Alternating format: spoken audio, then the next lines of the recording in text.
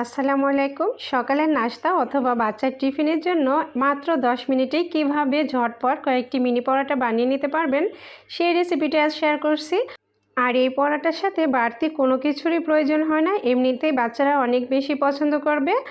আর এই পরোটার রেসিপিটা ভালো লাগলে আমার পেজটি ফলো দিয়ে লাইক, কমেন্টস আর শেয়ার করবেন।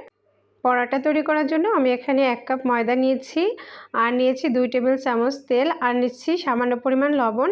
আপনারা ময়দার পরিবর্তে এখানে আটাটাও দিতে পারেন। এখন আমি ময়দাটা তেলের সাথে খুব ভালোভাবে এভাবে মিশিয়ে নিচ্ছি। ঠিক এভাবে হাত দিয়ে ঘষে ঘষে সুন্দরভাবে মিশিয়ে নিব। আর এই তো দেখুন আমার মেশানো হয়ে গেছে। তারপর আমি নিয়ে নিচ্ছি কুসুম গরম পানি। আর কুসুম গরম পানি দেওয়ার ফলে ময়দাটা মেখে রেস্টে রাখার কোনো প্রয়োজন হবে না। এটা মাখার পরপরই পরোটাগুলো বানিয়ে নিতে পারবেন। আর এই পরোটাটা কিন্তু অনেক সফট হবে আর অনেক মজার হবে। আমি 8 থেকে 10 মিনিট ঠিক এভাবে মথে নিয়েছি।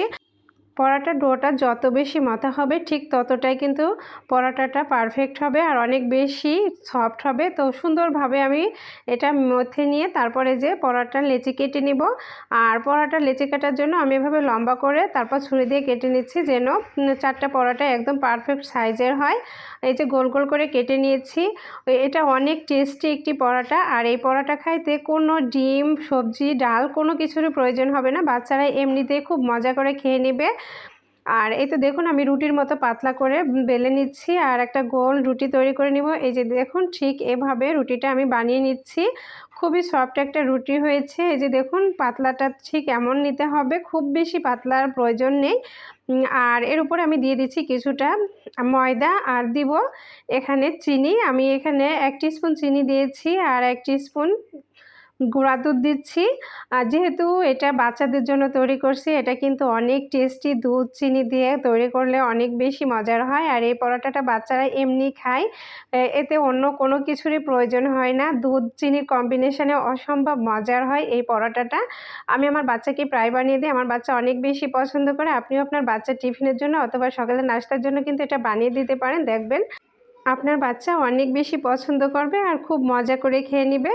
আর আমি পরোটার এই যে মুখগুলো খুব ভালোভাবে আটকিয়ে দিয়েছি। আর এখন আমি একটু আলতো হাতে এভাবে বেলে নিচ্ছি। তো 2 সাইড এভাবে পরপর করে একটু বেলে নিচ্ছি আর আমার বেলা হয়ে গেছে। আর এখন আমি এটা ছেঁকে নিব।